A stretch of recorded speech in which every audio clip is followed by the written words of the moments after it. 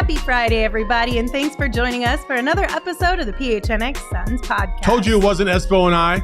No, it was. It was all Saul's Haters. fault. It's Saul's fault. We're late today, so blame him in the chat. Like, oh, Lindsay's not here. That's why they're late every single day last week. Well, it happens. I don't know what to tell you. I'm Lindsay Smith. That's Saul Bookman. And, of course, Gerald Bourget is here with us from Denver. Gerald, how's the weather out there? It's been good in spots. It was great on the walk over from my hotel to the practice facility yesterday, and on the way back, it dropped by like 20 degrees and started raining on me. So we're taking it as it comes out here. Gerald's just happy that I upgraded him from the hood to the penthouse. I can't believe you sent him to the hood, Saul. I didn't know I did. I was like, I'm looking for the cheapest hotel possible. You're lucky I didn't put you in a motel because I was like, oh, Lord, man. have mercy. Ew. I would like Gerald to come back to Phoenix. I'm just saying. I appreciate Gerald being a part of the show, and I would like him to be able to continue to do that. Before he went to LA, I just felt like he got a little soft. I had to toughen him up a little bit. I will say I did tell Saul because of our budget. I did say, I just need somewhere to rest my head. And, he took that quite literally, and he found the spot. Gerald was like, I didn't mean it that He's literally. Like, damn, Saul, it Saul, was more man? a figure of speech, but They got gates on the windows out here. Like, what the hell, man? Well, Gerald, if push comes to shove, at least you've got friends in DNVR out there in Denver. I don't know how they'll treat you, but you kind of need to get to them. They've been talking mad shit. I'm just saying. It's okay. But it's going to be fun. It'll be a really fun series between the Suns and the Nuggets. Obviously, not just because the PHNX DNVR shenanigans that will happen, but because I think we're set to have a really good series between these two teams. And I think we should dive into the numbers a little bit more to start the show. We've got a team matchup graphic coming here for you guys right now that will show all of the different numbers on how these two teams kind of face off against each other. And Gerald, do you want to break this one down for us? Yeah, so the biggest thing is obviously the Nuggets are a high-powered offense, and the Suns, their offensive rating doesn't show it because that's the whole regular season mark right there. But since they've had KD, they've been a top 2 offense in the league. So these are two very high-scoring offenses, and as we saw in the last round, defenses that are still figuring some things out. For the Suns, it's because they've got a bunch of new pieces. For the Nuggets, it's because they've been pretty average on that end for the most part. And then you look at the assists, they both like to share the ball a lot. So this feels like a very different series compared to the Clippers series, where the Clippers like to go ISO, the Suns have mid-range scorers. We might see a little bit more ball movement in this series. 3-point attempts, they're one of the few teams that does not attempt as many threes as the Suns. I know that's been a concern here in the playoffs, not getting up enough threes. The Nuggets are in that same boat, or at least they have been.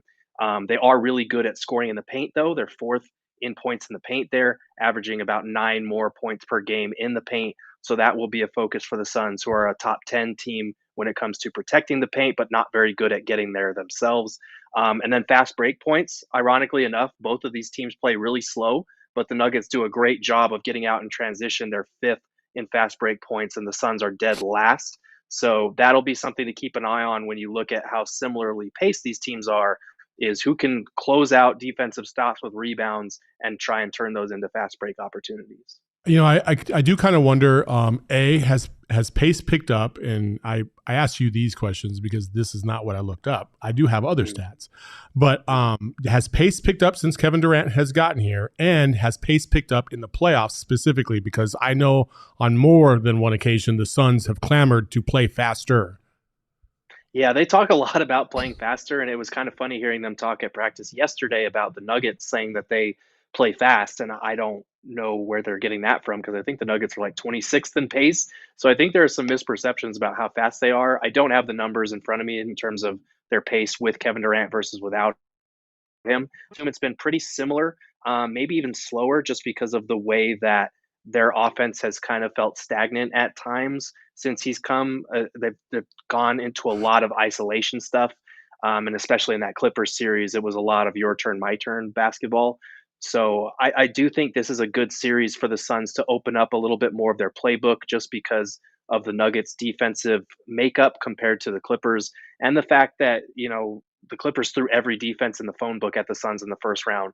The Nuggets might have to be more selective in how they go about this, because Nikola Jokic is going to be out there a lot of the time, and he plays up to the level on pick and roll a lot, but he's not that same kind of mobile big. And the Nuggets aren't going to go small that often like the Clippers did. Well, Gerald, the Nuggets did have practice today as well, and Jokic was asked how the Nuggets plan to stop the Suns in pick and roll, and you want to know what he said? I know you know what he said, but I'm going to tell you anyway. He said pray. Pray. We're just going to pray. Yeah, pray. I mean, that's just as simple as that. That's fine. Listen, I think when you're talking about that pick and roll, Jokic is going to have a tough time because he's a slower, lumbering kind of guy. Yes, he can finesse, and yes, he can hold his own. I'm not trying to take that away from him. But at the same time, if the Suns are going to play at an elite level, which you have obviously the MIDI committee on your side, it's like a death by 1,000 blows. Like you've got to be prepared for that if you're the Denver Nuggets. And for the Suns, you got to exploit it. And I think this is a great matchup because when I went through the numbers, relatively, now this is, again, to Gerald's point, the stats can be skewed to a certain degree because the whole season is accounting for no KD necessarily, just 8 games of it. But if you look at the numbers, okay, MPJ, 14-7-1, 47%, 40% from 3. Jamal Murray, 24, 5 and 6, 47, 41, same thing. AG, 13, 6 and 2, 45, 34. Then you go to CP3. This is taking out DA and Jokic because I'll get to them in a second. If you go to CP3, 13.6, 6 and 8, 48 and 37, slightly better mark than, let's say, Aaron Gordon. Booker, obviously, in the playoffs, he's been averaging 37 plus. But let's just take his whole regular season, 27.6, 5 and 5, 47, 37, which is just like Jamal Murray, except a little bit of a notch above. And KD, obviously 29 and 4, 47, 45, which is better than any one of those other 3. When you put in Jokic and DA similarly kind of comes back to a little bit of a higher level Aaron Gordon and a higher rebounding level, less assists. And then Jokic kind of is a lower tier Kevin Durant. In my opinion, the Phoenix Suns have a slight edge over the Denver Nuggets with the big 4. I just think that they're a much better big 4 than what the Denver Nuggets have. It kind of evens out without campaign in the playoffs. It kind of evens out a little bit when it comes to their bench. Their bench produces a little bit more, especially in the playoffs, than the Suns have. Torrey Craig has been phenomenal, but the last couple of games for Torrey Craig he's kind of come back to earth. So I think the Suns have the advantage in this series, but it's not by much. I don't think you should expect a sweep or a 5-game series, but I would be shocked if the Suns don't come out of this series with the win. Yeah, I think it's going to be a very competitive series. I think this is a very different Denver team than we saw 2 years ago, just in terms of having more spacing around them, because in that series, obviously they were playing with, Campazzo and Austin Rivers as their guards in that series, and now they've got legitimate floor spacers. They're very good in 3-point efficiency, even though they don't take a ton. So they will have more spacing, and I think that's something that helps open up the floor a little bit more for Jokic, which if you go back to that series in 2021, he settled for jumpers quite a bit, and I wrote about this at gophnx.com if you haven't checked it out already. But DA was able to play him physically, play him with verticality, and have him resort to jumpers, and that helped limit his efficiency a little bit and cut off some of his playmaking. And I think those are going to be keys for this series, because when Jokic has it going and he's getting other people involved, that's when you're dead in the water against this offense, which is a very good offense. So it's going to come down to who can stop who in this series. And honestly, it feels like both teams are going to be searching for answers in the first couple of games about how they're going to do that. I want to get to the bench. Okay. The bench to me is the most pivotal part of this whole thing. When you look at KCP, you look at Bruce Brown, you look at Jeff Green and Christian Brown. Those are the main 4 guys that they have coming off the bench. Now, Jeff Green and Christian Brown, they don't put up gaudy stats by any stretch of the imagination, but what they do is they provide energy. They provide big time kind of moment plays, hustle plays that keeps the energy in that arena at a high level. Christian Braun will catch you sleeping and dunk on you if you let him. He plays very aggressively. So you got to make sure that you account for these guys. We saw it too many times, especially at the beginning of the Clipper series, where guys are just roaming around free with no body on them to block out. These are the types of dudes that will give you second chance points, energy points, and you got to account for them. Their 3-point shooting is much. It's funny. It's kind of much like the Suns when you're talking about Torrey Craig and you're talking about Josh Okogie. Torrey Craig shot the lights out the first couple games of this series. The last couple games of the series, not so much. Kind of came back down to his average. Same thing with KCP and Bruce Brown. Bruce Brown is shooting 21% from 3-point range, which is god awful. He has not been good in the playoffs. KCP has been a little bit better. He's been a little bit more consistent, so they've deferred to him. He has the fourth most points on their team in terms of play. So when you look at guys like Josh Okogie and Torrey Craig, that's basically their version of KCP and Bruce Brown. Maybe you can even throw in Christian Braun because he does get a few minutes. So I think the bench here will have more freedom. I think they will have more opportunity, especially for a guy like Terrence Ross and TJ Warren, which you didn't get anything from in the last series.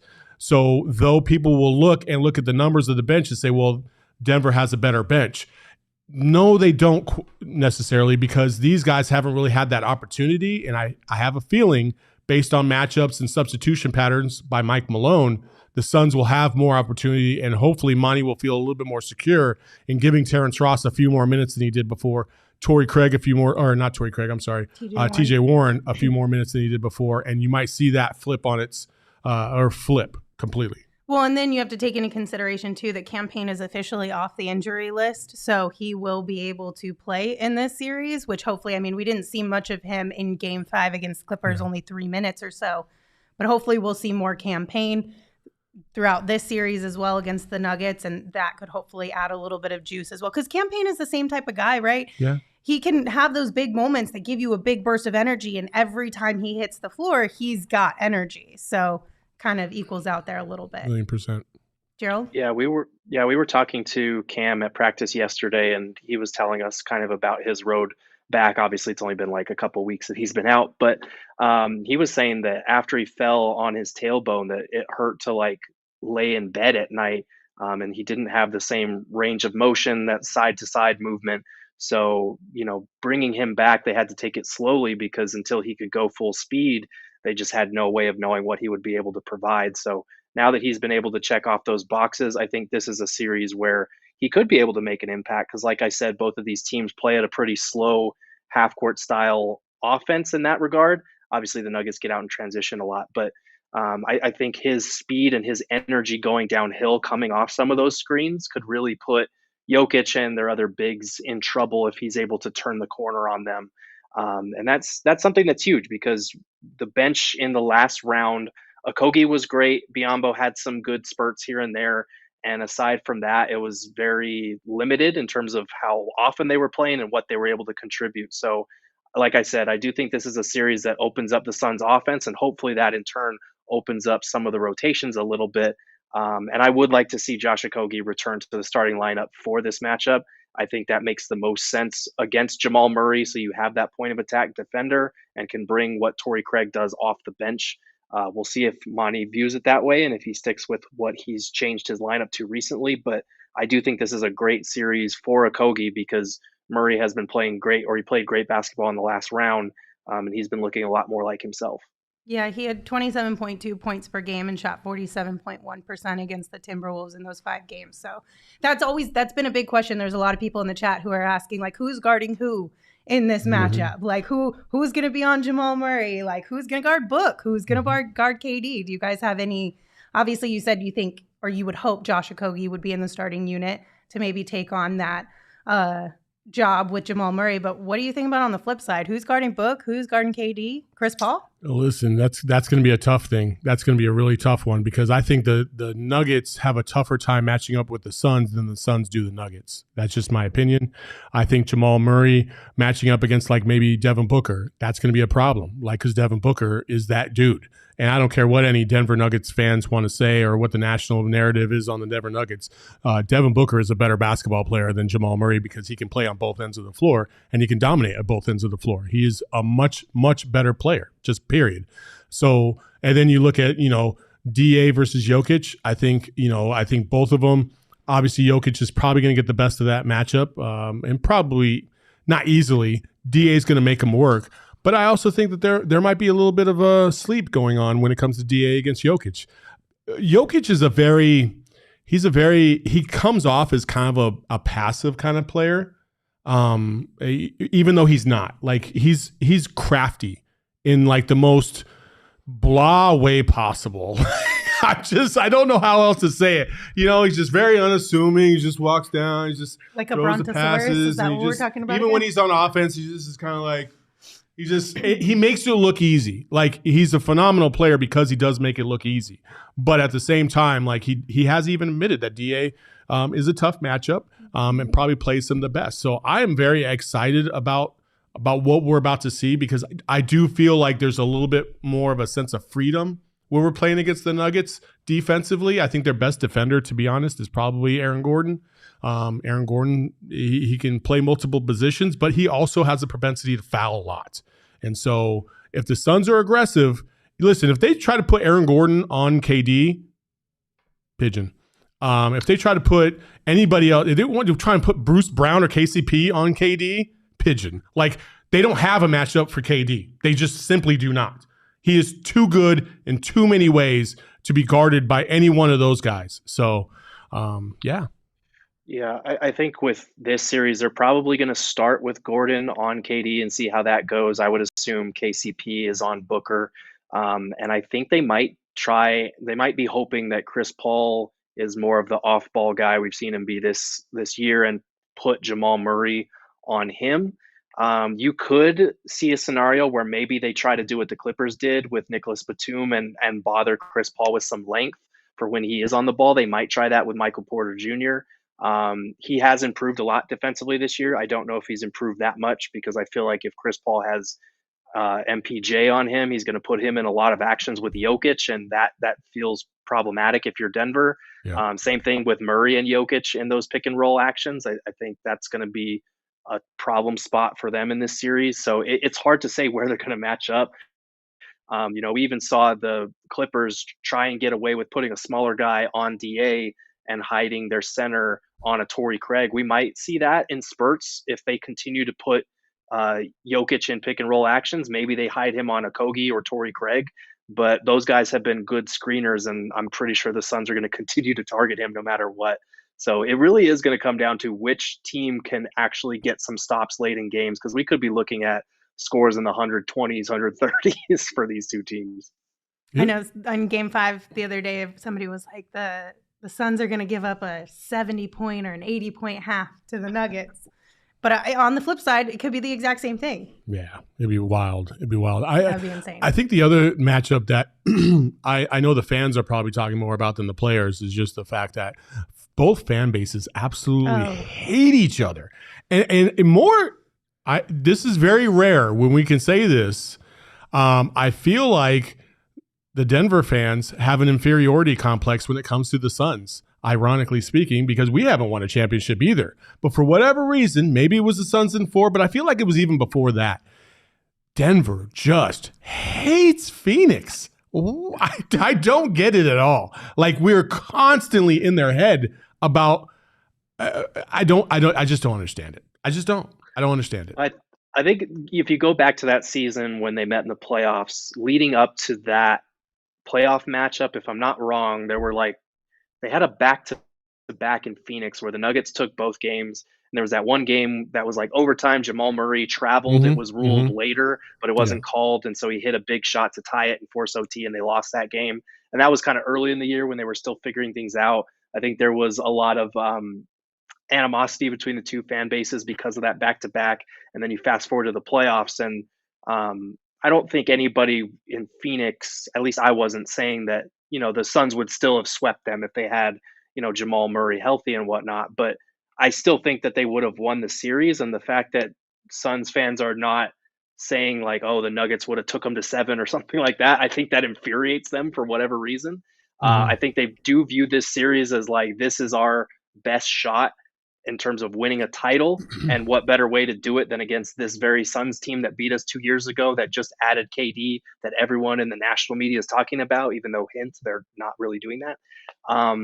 I feel like this is kind of not their Super Bowl. They want to win a title. And Michael Malone was saying like, we're not, rallying around this cry of revenge against the Suns. But I think for the fan base, it would definitely mean a lot to beat this particular Suns team. Yeah. Well, I think the other thing is just that like both fan bases, like you're going back to your point about the bubble and the 20, like Jamal Murray not playing, right? That was the Denver Nuggets way of trying to minimize what the Suns did, and Suns fans just were not having it, and that's why they didn't back down and say, "Oh yeah, you know what, you're right."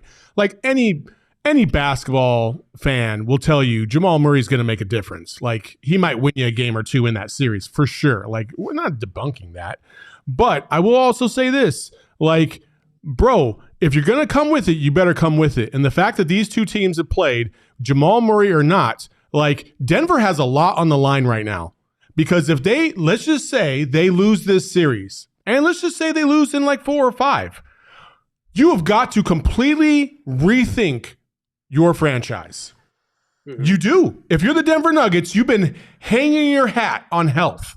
Well, if we were healthy, everything's going to be okay. If we're healthy, we're a championship contending team. Well, you were the number 1 seed this year. You backed it up. Cool. You got to do it in the playoffs. If you get bounced like another number 1 seed did just a year ago, guess what? You're going to get the same shit your way, and karma is a bitch. I'm telling you that right now. Because I remember people literally dancing on their podcast about the Suns getting eliminated. Fine. Cool. Just remember, what goes around comes around. If that shit happens in this series, oh my fucking God, we're going to see a goddamn party in here like you've never fucking seen.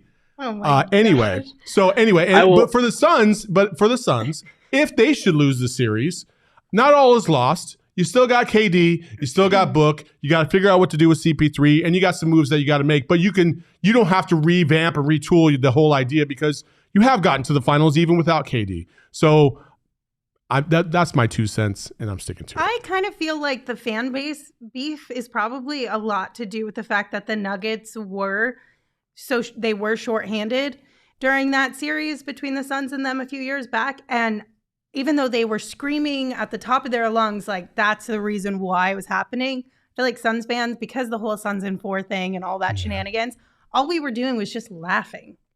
Like we weren't taking any of it serious. Like we were being petty as fuck. Like we were. You can't say we weren't. The Suns in 4, so yes. If we were reversed, I would hate them too, because it would if we were out like Devin Booker or something in that series and we got swept, we'd be like, but we didn't have Devin Booker. And if they just sat there and laughed in our faces and then the whole Suns and 4 thing took off, I would feel some type of way as well.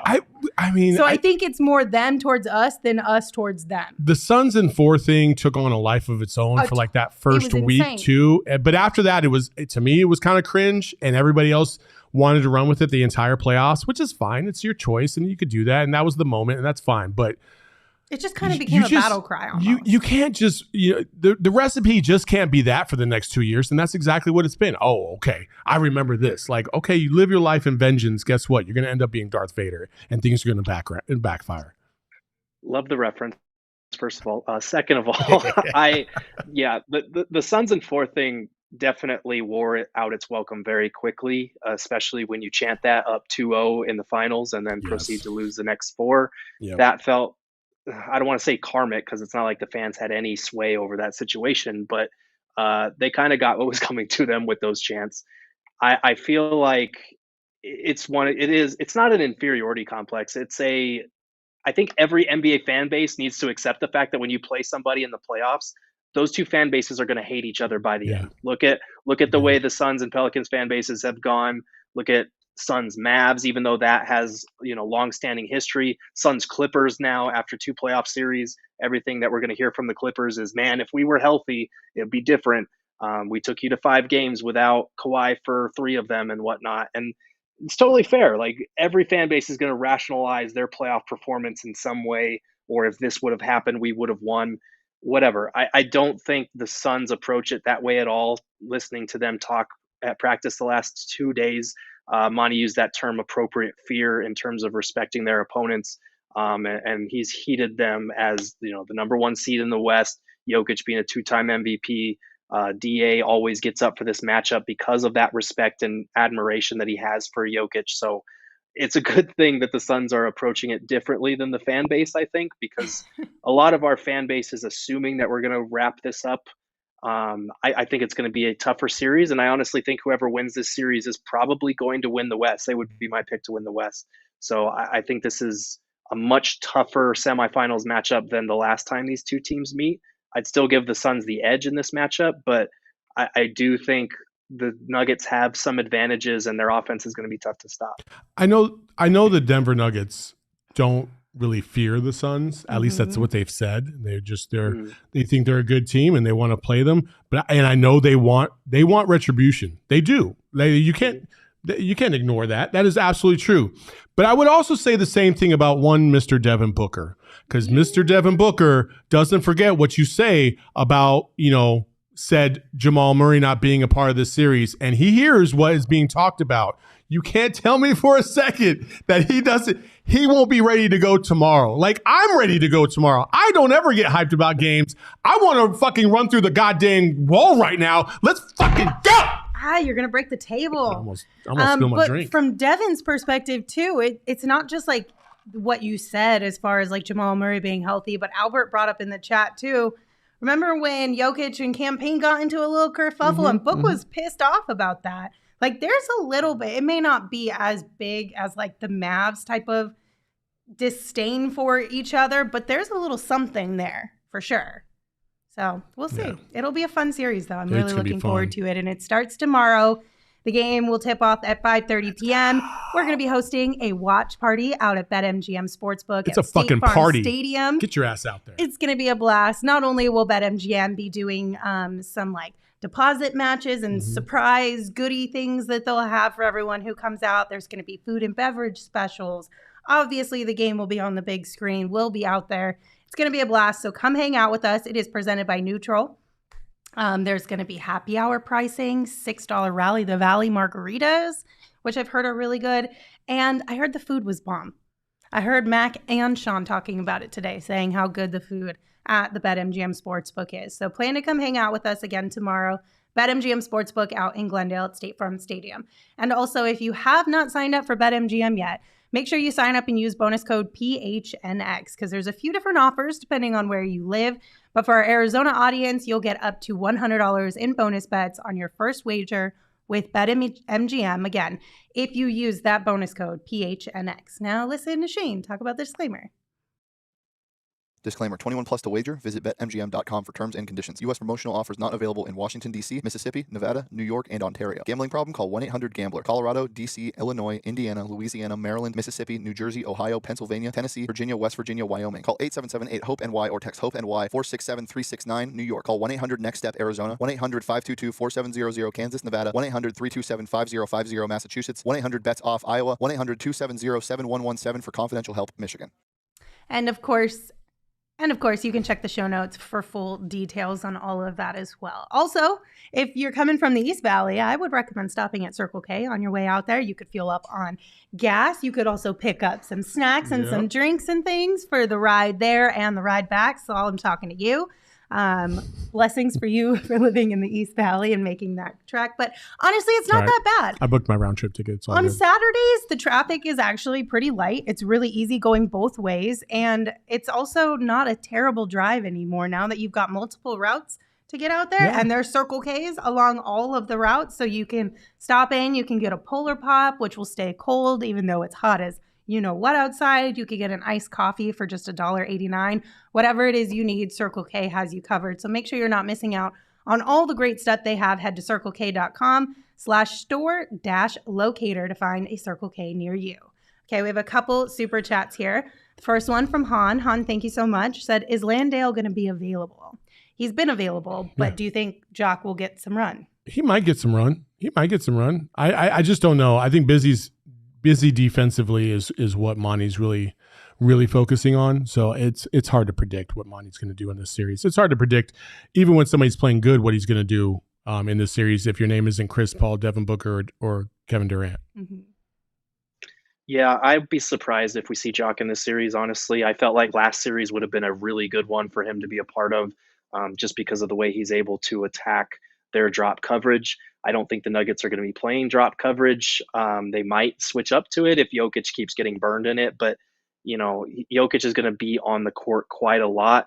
I think the only way we see Jock, an offensive-minded player, over Busy, who's more on the defensive end, is if Busy and DA are both in foul trouble and they need just a different look for a few minutes. Could be wrong on that, but this doesn't feel like a Jock series to me. All right, and then El Coronel said, realistically, Suns in 6 or Nugs in 7. But it would be so sweet if the Suns win in 4 again. Denver fans hate us. Go Suns. I won't make you guys say what you think will happen in this series just yet. We'll talk a little bit about the Jokic and DA matchup first, and then I'll make you give us your predictions. So we've got numbers for Jokic and DA here as well. Saul, you want to break this one down for us? Yeah, these are regular this is total stats, right? So 20.7 for DA, 27.7 for Jokic, and then 12 and 11 for DA, Jokic in the rebounds. DA doesn't really get many assists. Jokic does at close to 8. They both shoot around 60%, so 61.5 for DA, and then Jokic at 60.5. However, when you look at their individual matchup, and the thing I want to focus on is the field goal percentage. All right, when we talk about DA versus Jokic in the playoffs, DA averages about 14 and 11. You can take down the graphic now, Jacob. 14 and 11, and he shoots 61% from the field. Jokic in the playoffs, or against DA in the playoffs, averages 25, 13, and basically 6 assists. But his shooting percentages drop, and it drops to 47.7% and below 30% from 3. One of the things that people were clamoring for on the Denver side was for Jokic to be a little bit more assertive in the fourth quarters of their games. They felt like he was facilitating too much and not being as aggressive as they would want him. But that's his game. He's not going to force anything. If you give him the shot, he's going to take it. But he's not going to just run around you and dominate. That's how good he is, though. He is one of the most efficient basketball players we've ever seen. Like he is an elite basketball player. And I don't want that to get misconstrued. He's an elite basketball player, but DA, for whatever reason, forces him to work just a little bit more to get his. And I think that's a good thing. Obviously, it's a good thing.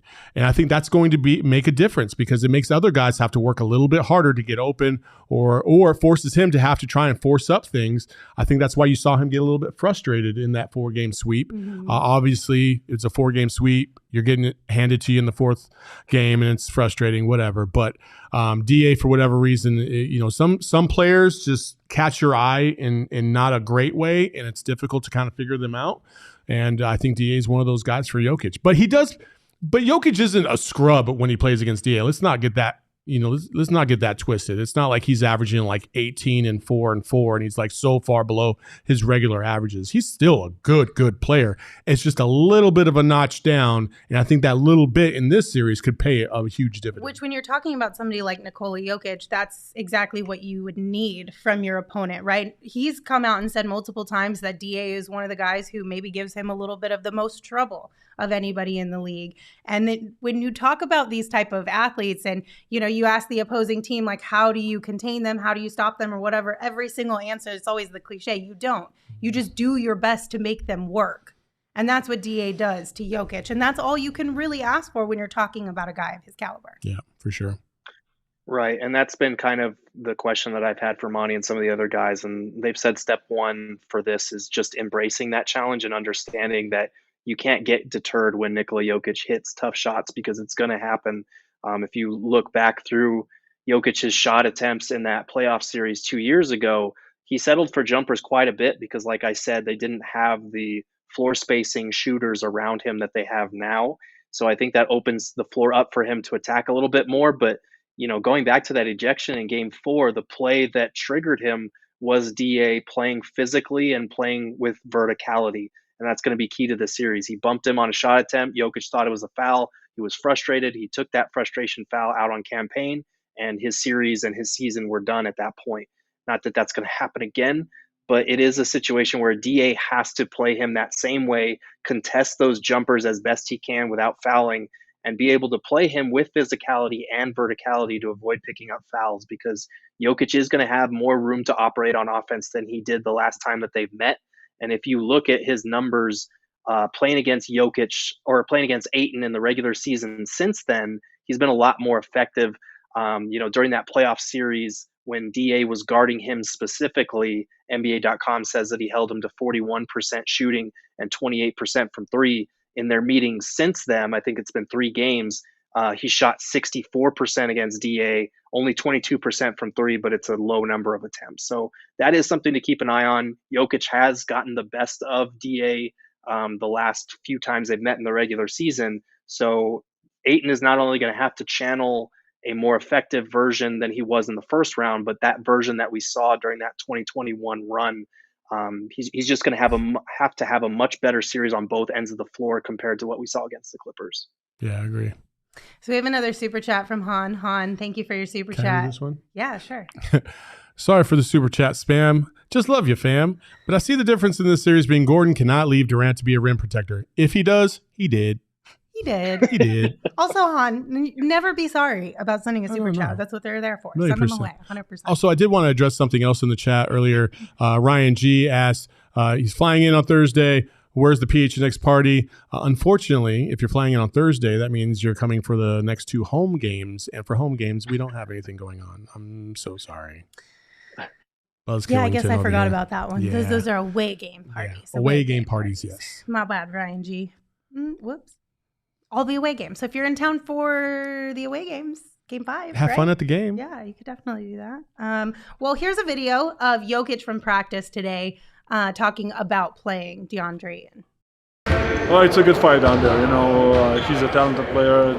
He never had an opportunity or chance to be the main guy, if that makes any sense. But I think he has a talent for that. I don't want to say he's playing over the others, but he's really good in be on the right spot and the right time, and he's very efficient down there, so it's gonna be fun. Yeah, it's gonna be fun for all of us, right? Like, this will be an exciting matchup through and through. Watching those two battle it out, watching the rest of the guys, even down to the benches, go toe to toe with one another. Like, we are in for a treat with this one. So now I'm gonna ask you guys, what's your Suns in what? Nuggets in what? What's your prediction? For me, I think it's going to be Suns in 6. I don't see a scenario where either team gets the advantage in 5. And if it was, it's probably because somebody got injured, to be honest with you. I just don't see a scenario where, like, both teams are very, very good and they match up very, very well. And it's tough to play in Denver. It's not easy. It's tough to play in LA against the Clippers and what they threw at you too. And they didn't even have Paul George and Kawhi. So I can't imagine the Suns are just going to, mollywop the Denver Nuggets. I think they have a slight advantage, but they got to play up to that level. And if they don't, they're going to get beat. And the Nuggets are a very, very good team. And they've shown that this series or this year. So I'm going to say Suns in 6, but I think it could go 7. Yeah, I'm going to say Suns in 6, and if it's not that, I think it might be Nuggets in 7, but I'm going to go Suns in 6 on this series. I think you look at the Nuggets splits this season, they're 34-7 at home. They've been tremendous when they're at home, and obviously they have home court advantage, only 19-22 on the road. I think if the Suns can find a way to steal a game on the road, especially in one of these first 2 games, they have a good chance of closing this thing out at home and taking advantage of their home games. But I do think this might be their most challenging matchup before the finals if they get that far. I think it's their toughest matchup in the West. And like I said, I do think whoever wins this series is probably going to win the West. Yeah, so the chat also thinks this will be a longer series. We've got Ryan G, Suns in 6. If we win tomorrow, Ryan G says Suns in 5. Freddie making jokes already. I got the refs in 4. Charles Whittle Pike, Suns in 6. And then Elizabeth, Suns in 7. And then Ozzy, Podfather. These first 2 games are important. We need to take one of them. I agree with that. I do think coming home down 2 is not a situation you want to find yourself in whatsoever. So you got to take at least one of them. But if you guys are so excited for tomorrow and the game to finally be here, they are having trouble sleeping tonight, might I recommend our friends over at OG's.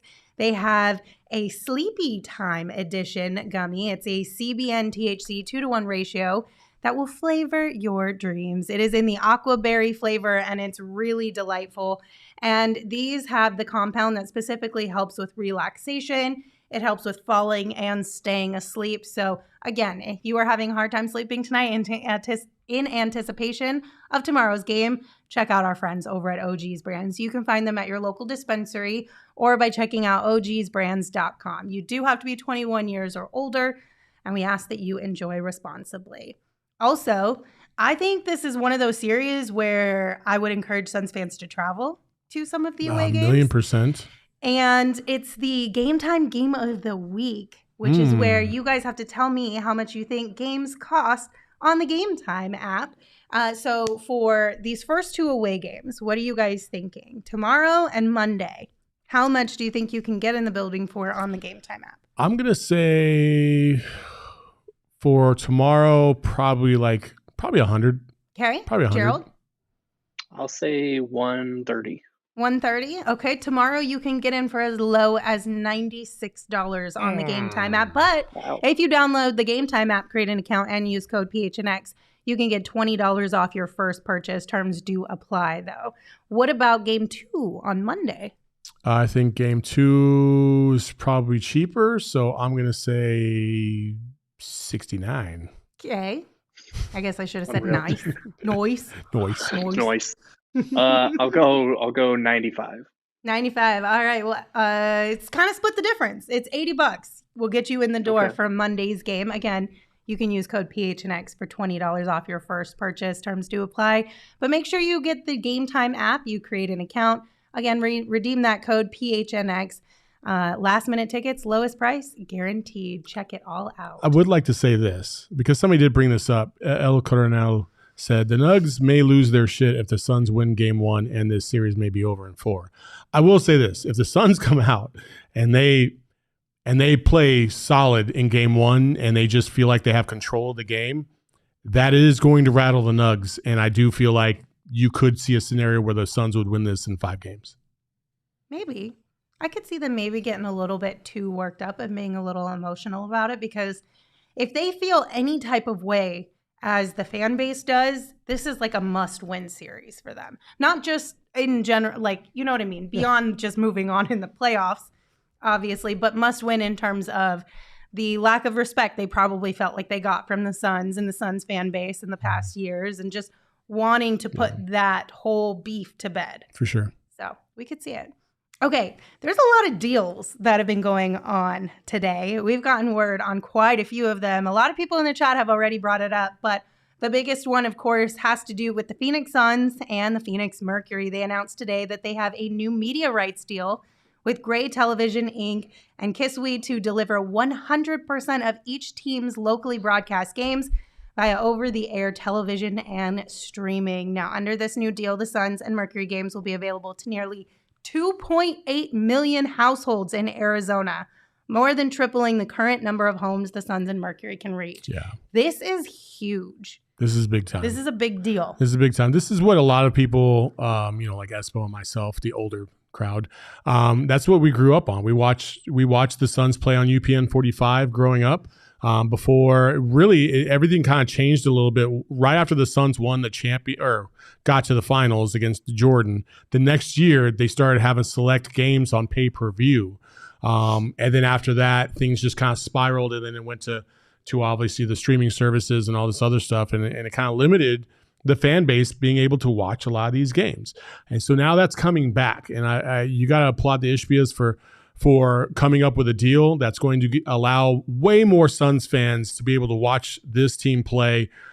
You literally will be able to see it statewide, down in Yuma or out in Yuma, down in Tucson, up in Flagstaff. Everybody will have the ability to watch Suns games for free. All you got to do is go buy a digital antenna and hook it up to your TV. That's it. which is phenomenal. And then on top of that, some of the things that I did find out. So Kiswe is in this deal. They are going to partner up with the Suns to develop a streaming app, so that you will be able to watch those games through that app. You'll have to pay a fee to watch those. So this is mostly for the people that are out of state, right? Or if you want it on your streaming device while you're traveling around town, you're at school, whatever, you'll have that opportunity to do that as well. So a lot of different ways to be able to watch these games, which is fantastic, because with Bally Sports Arizona, you just couldn't. They were on 800,000 TVs. That's it. That's not good enough. That's not going to get the job done. When Sinclair took over Bally's, one of the things that and I worked at Bally's, I have firsthand knowledge of this, and I don't really give a shit. One of the things that they talked about was we need to get back on YouTube, and we need to get back on Dish.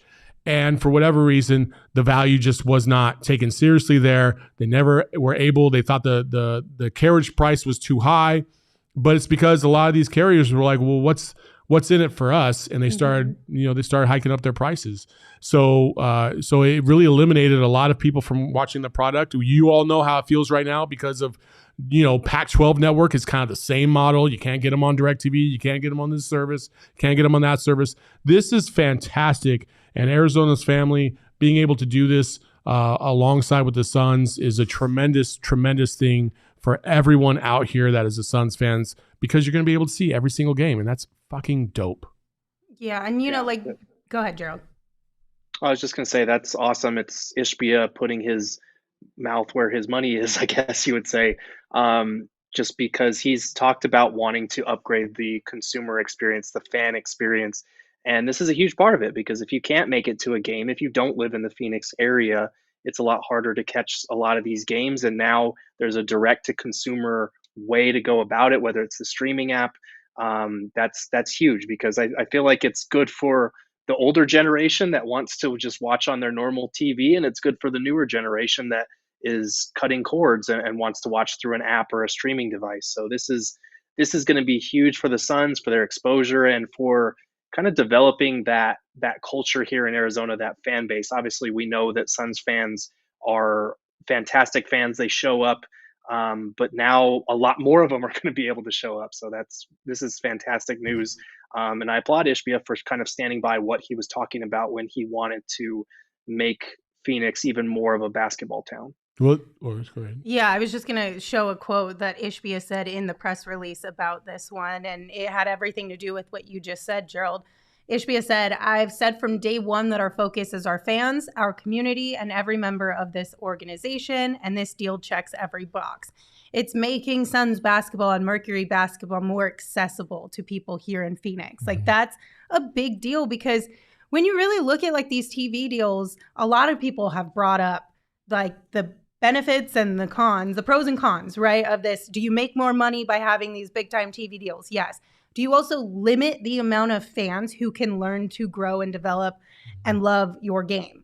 Also, yes, because not everybody is going to be able to have access to watch basketball games on a regular basis. And especially from a local level, if you're not like the Lakers or the Warriors or whoever is always on these national TV games, and you want to be like, why are all of these Laker jerseys in Phoenix? Why are we seeing Warriors jersey? Well, it's because of the accessibility. Like, if they can't grow up watching the games, they're not going to grow up fans of the team, because they're going to become fans of whoever they're able to watch.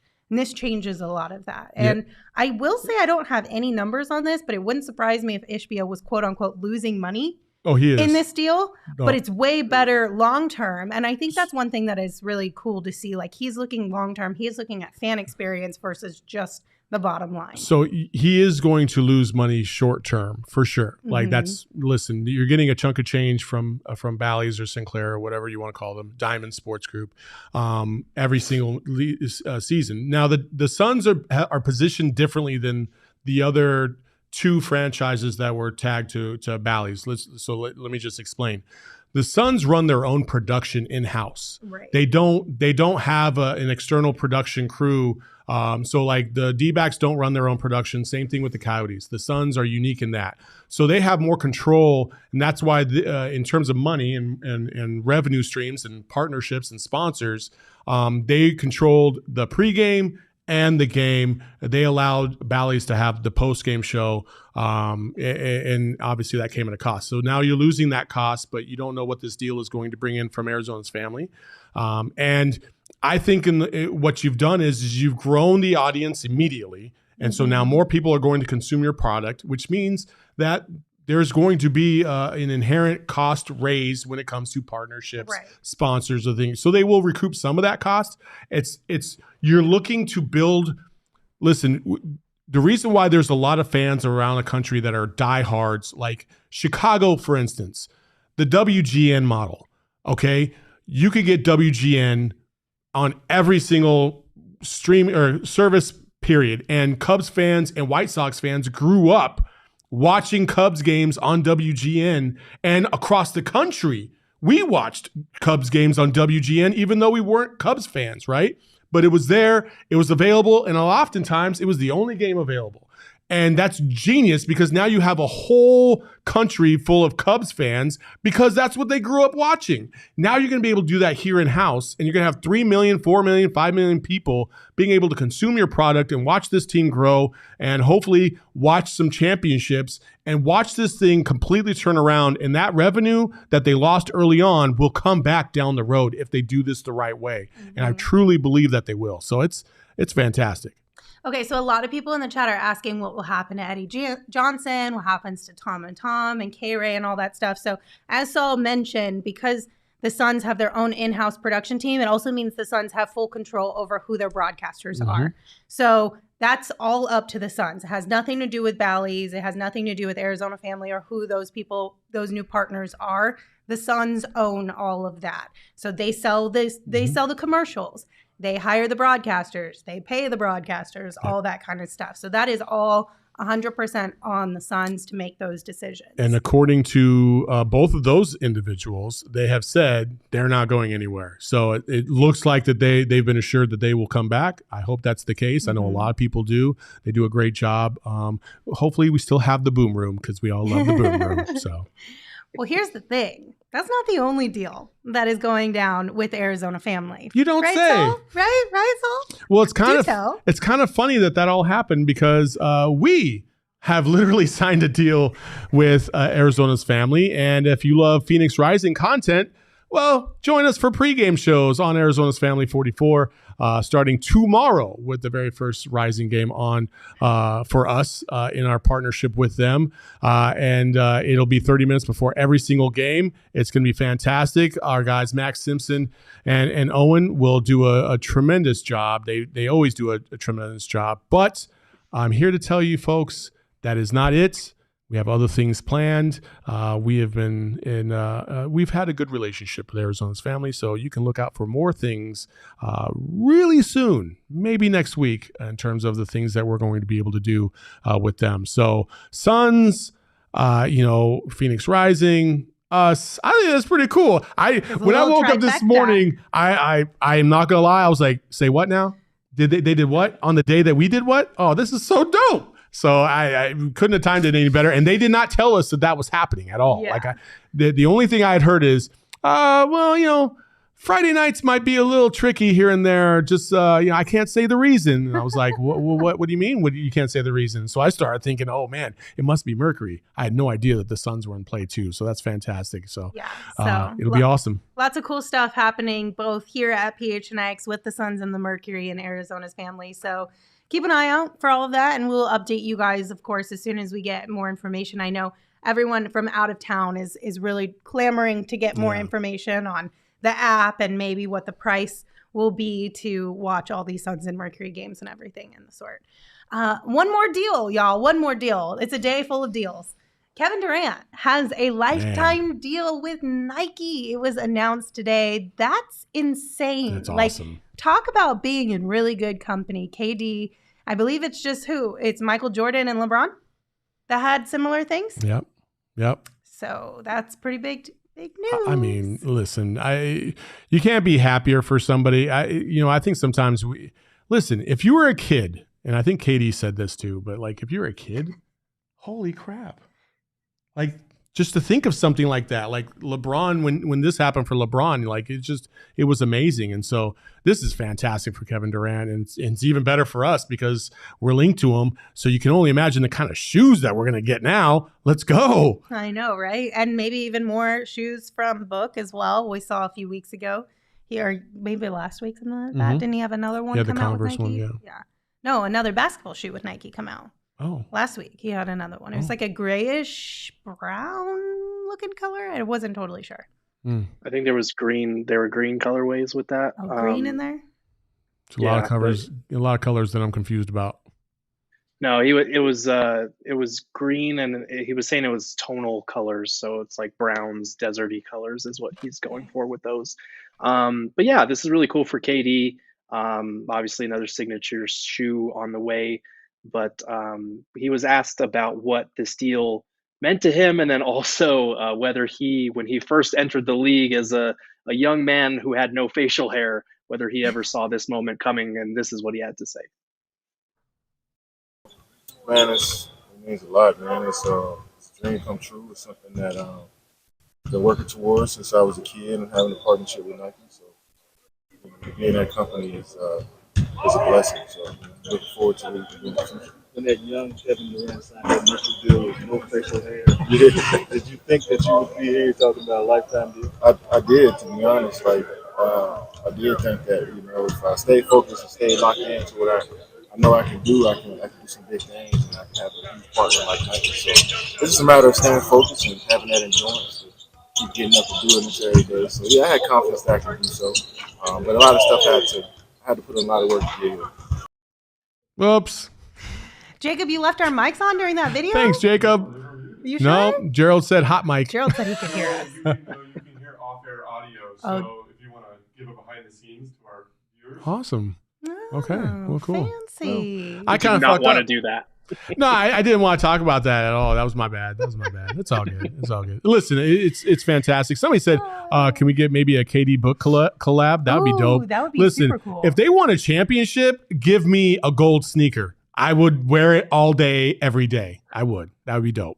A gold sneaker. I don't know about that one. Yep. I feel like if you came in here wearing gold sneakers, I would 100% have to wear my Shady Rays sunglasses like 24/7 because they would just be so blinding. Well, if they're like if they're like the blinged out like chrome kind of gold, then yeah. I guess. What other gold are you thinking? Is that if it's not it's not like a chrome looking gold, then it would just be like a yellow. It would be like a matte gold. Well, I like the idea of the chrome ones so that I can wear. So that I have even more of an excuse to wear my Shady Rays. When I came in here too, I would do the gritty. Y'all know we love to get our sunglasses from our friends over at Shady Rays because they offer the most insane protection in all of eyewear. Every pair of sunglasses is backed by lost and broken replacements. So if you lose or break your pair, even on day one, they told us they will send you a brand new pair, no questions asked. They have your back long after you purchase. And of course, if you don't love your Shady Rays, you can also exchange for a new pair or return them for free within 30 days. There's no risk when you shop. Their team always has your back. And exclusively for our listeners, Shady Rays is giving out their best deal of the season. Just go to shadyrays.com and use the code PHNX for 50% off 2 or more pairs of polarized sunglasses. Try for yourself the shades rated 5 stars by over 250,000 people. I'm not going to lie, this is the first time I've had polarized sunglasses, the ones we got from Shady Rays, and I really like them. It's kind of fun, like you get like rainbow colors almost. Yeah, I like them, but I did not realize I can't see a lot of stuff on my phone with them. I mean, this is true. I'm like, damn it. But it does make it fun. It's a little bit, They're awesome. I love mine. I do too. I didn't realize everybody else in the office loved mine too, because when I sat down yesterday at Four Peaks, Johnny and Bo had the exact same pair I did, and I was like, what the heck, man? So at least you guys were all matching. You guys have good style. Yeah. That's what that is. We're all besties. It means you guys have a really good style. Speaking of Four Peaks, we love our friends over at Four Peaks. How was the draft out there yesterday? It was fantastic. Thank you to everybody that showed up. We had a packed house. We had the play-by-play going on with Johnny and Bo yesterday. It was and a shout out to that crew. They were there for 5 hours. Johnny and Bo, as a 2-man team, went for 4 hours and 45 minutes by themselves. And it was nonstop, and they're right back at it again the next day over here, as you can watch after this show's over. So pretty dope. Fantastic time over at Four Peaks. The food was delicious as always. The beer was flowing. They had that Redbird lager. You can get the Suns brew. It's just a great place to get your beverages. Yeah, absolutely. So make sure you guys check them out. You can follow them at Four Peaks Brew to get all of the latest on Arizona's premier craft brewery. You do have to be 21 years or older to drink their beer, and we ask you enjoy responsibly. Hey, folks, somebody gave us a thumbs down in the thing. I don't know why. Apparently, they might be a Denver Nuggets fan. They just want to try and sabotage. So please help us out and boost that thumbs up so we can, just kind of squash that a little bit because we don't like hate here. We don't even hate the Nuggets. We don't hate the Nuggets or the Denver peeps. So fun fact, almost every show that we do gets one thumbs down, and I'm inclined to think it's Bally's that just comes in and gives us a thumbs down. I think it's you. I think it's Jacob. I'm going to blame Jacob for this one. I don't get it. It's whatever. All right. Well, to round out the show, we did want to talk about something that technically doesn't have anything to do with the Suns directly. Sure. But it could potentially come into play later on in the playoffs should the Suns make it to the finals. Giannis and the Bucks were eliminated in the first round, and he had some thoughts after they got eliminated because he was asked a very specific question, and I think we should have a discussion about this, but let's listen first. But I'm curious for you. Do you view this season as a failure? Oh, my God. Okay, because I'm not that up. You asked me the same question last year, Eric. Okay, do you get the promotion every year on your job? No, right? So every year you work is a failure. Yes or no? No. Every year you work towards something, towards a goal, right? Which is to get a promotion, to be able to take care of your family, to be able, provide the house for them or take care of your parents. You work towards a goal. It's not a failure. It's steps to success, And if you've never, I don't want to make it personal. So there's always steps to it, Michael Jordan played 15 years, won 6 championships. The other 9 years was a failure. That's what you're telling me. No, I'm asking you a question. Yes or no? Okay, exactly. So why you asking me that question? It's a wrong question. There's no failure in sports.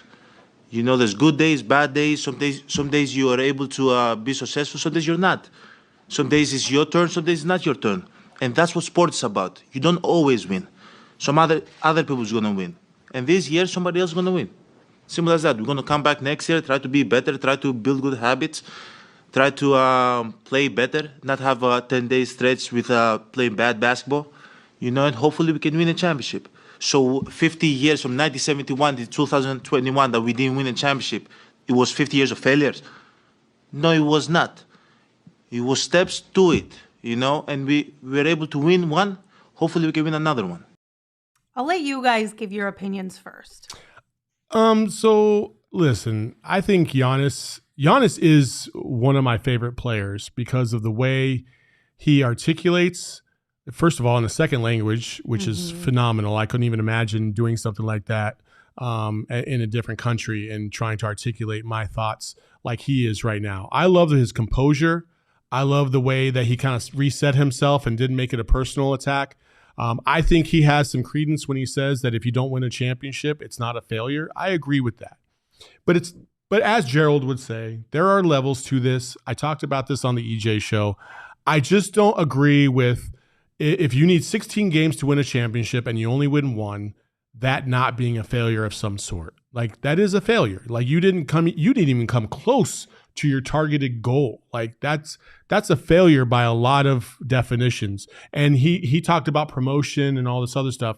Listen, guy, like I get it. But I tell you what, if my goal was to get promoted to GM of PHNX and I was like a tier lower, and my objective was to get 16 million downloads by the end of the year, and I only got one, guess who's not getting that promotion? Would I consider that a failure? Yes, I would. There was this thing when I was in the military called a blue rope, and I went up for that thing 8 different times. And it's like a 6-step process. You got to teach, you got to drill and all this other stuff. And I failed all 8 times. And I think about that to this fucking day. Because that was one of my biggest failures of my life. So you can't sit there and say that all because you didn't reach your goal, it's not a failure. Because guess what? At some point, it's the end of the road. And if you look back like a guy like Charles Barkley does, he probably feels like because he didn't win a championship, that was a failure. Now, you can probably sit here and say, as your Giannis, I won a championship, so it's not a failure. There are steps to this. Yeah, but you don't know if you're ever getting back. And the ultimate goal is to win a championship, and you didn't even come close to that goal. So I would say that this is a failure. But I love his presentation, and I love his demeanor. So I think I'm conflicted on this because on the one hand, I love his perspective because I do feel like as fans of this game, we get so caught up routinely in if you don't win a championship that season, your year was a failure. You didn't accomplish the ultimate goal. And I get that. All 30 teams go into the season thinking we could have a shot at the playoffs. We could have a shot at the title, whatever. But that's just not realistic. And I think we as fans, when we get caught up in this rings conversation, we miss out on so much of the joy of this game, of the stars that are on our favorite teams, of the battles that they go through during the regular season to just get to this point in April and May when you can compete for a championship. And I don't think that should just be lost on anyone. I love the fact that he has this perspective that, it's about playing basketball for a living, about making money for your family. And you don't get promoted every year, that type of thing. But at the same time, like they just became the 6th number 1 seed to lose in the first round to an 8 seed. That's just a failure. Like that it doesn't mean their whole year was a failure. It means their season ended in failure. And that's something that Monty said last year when the Suns got knocked out of the second round in that game 7. That was horrific. They looked back on the season. There were so many positive moments. It was the best season in franchise history. Devin Booker was a top 5 MVP candidate. So many things that they celebrate everything. But their season ended in failure, objectively speaking. It just did. If you have title expectations and you don't get to a championship, then yeah, you can say it ended in failure. And I don't think that we should brush aside and say like, oh, there's no failure in sports. There is, but there's also growth in that failure. There's learning experiences in that failure, and there's transformation in that failure. And I think that's something that shouldn't get lost when he's talking about there are steps to this. Everything is not linear in terms of championship or not. There is, but they've already won a title. They've had the best record in the NBA. So I do feel like their season ended in failure. And I do want to talk about the question being asked, because there was a lot of talk about whether that was a fair question, whether it was a bad question. I believe that there are definitely bad questions and that sometimes bad questions get the best responses or the most viral responses.